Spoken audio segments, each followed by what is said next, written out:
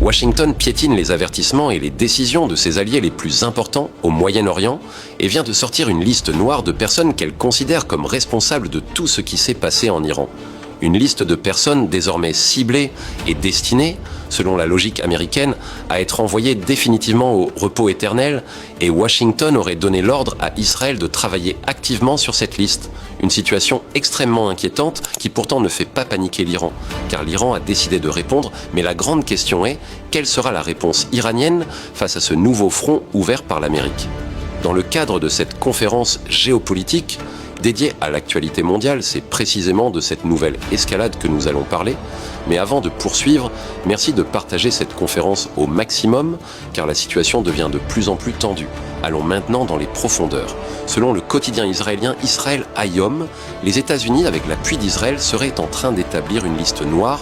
de responsables iraniens accusés d'avoir donné des ordres et supervisé la répression des manifestations en Iran. Et pour rendre cette traque plus efficace, Washington et Tel Aviv auraient mis en place un service spécialisé basé aux États-Unis, chargé d'identifier et de localiser les personnes figurant sur cette liste. Ce qui montre clairement que Washington est en train de passer à un autre niveau de pression en personnalisant désormais la coercition, non plus contre l'État iranien dans son ensemble, mais directement contre des individus ciblés au sein du système iranien, dans ce que l'on peut appeler une pression ciblée et une coercition nominative, où les comptes bancaires, les visas, les déplacements, les réseaux et même la vie de ces personnes pourraient être mis en danger, faisant ainsi passer la pression du registre abstrait à un registre concret et visible, avec des noms cités, des visages désignés et une liste noire formalisée. Cette démarche s'inscrit également dans une offensive informationnelle, visant à préparer des leviers juridiques et diplomatiques permettant à l'Amérique de justifier ses actions contre ses responsables en invoquant leur rôle dans la répression des manifestations en Iran, alors même que nous savons que nombre de ces manifestations ont été financées, soutenues et instrumentalisées par les États-Unis et que l'Iran a réussi à déjouer plusieurs tentatives de déstabilisation orchestrées de l'extérieur, ce qui révèle selon Téhéran que Washington est à l'origine de ces troubles.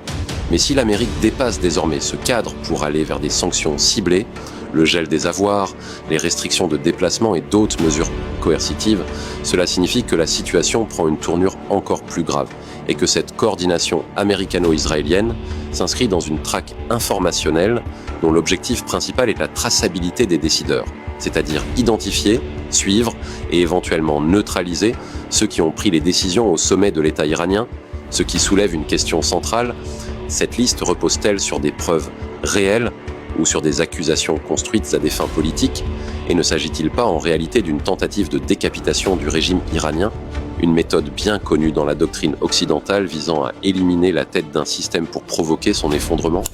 Mais même si cette stratégie était mise en œuvre, l'Iran estime qu'en cas de décapitation, une autre tête émergera, car le pays a déjà mis en place des mécanismes institutionnels de succession et se prépare à un affrontement qu'il considère comme historique.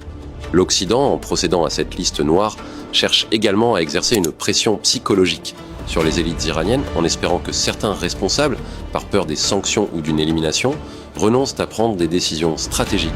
Mais selon la vision iranienne, cette logique ne fonctionnera pas, car de nombreux responsables auraient déjà accepté l'idée du sacrifice et seraient prêts à prendre des décisions encore plus dures que celles qui ont permis de contenir les manifestations, de neutraliser ce que Téhéran qualifie de mercenaires infiltrés et de rétablir l'ordre.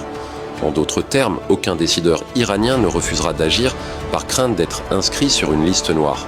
car le système de succession est déjà en place, et la priorité reste la survie de la révolution iranienne et la poursuite de la confrontation avec l'Amérique, une confrontation qui pourrait entrer dans l'histoire du monde. Ainsi, la pression personnalisée exercée par Washington pourrait bien s'avérer inefficace, voire contre-productive, et si l'Amérique décidait de passer à l'élimination directe de certaines figures iraniennes, la riposte de l'Iran pourrait être extrêmement grave, massive et dévastatrice, ce qui ouvre un nouveau chapitre dangereux dans cette escalade. Et nous continuerons d'observer ce que les États-Unis feront concrètement de cette liste noire, produite en coordination avec Israël. Mesdames, Mesdemoiselles et Messieurs, c'était la une de l'actualité internationale. Merci de la partager massivement et je vous retrouve très bientôt avec de nouvelles informations brûlantes.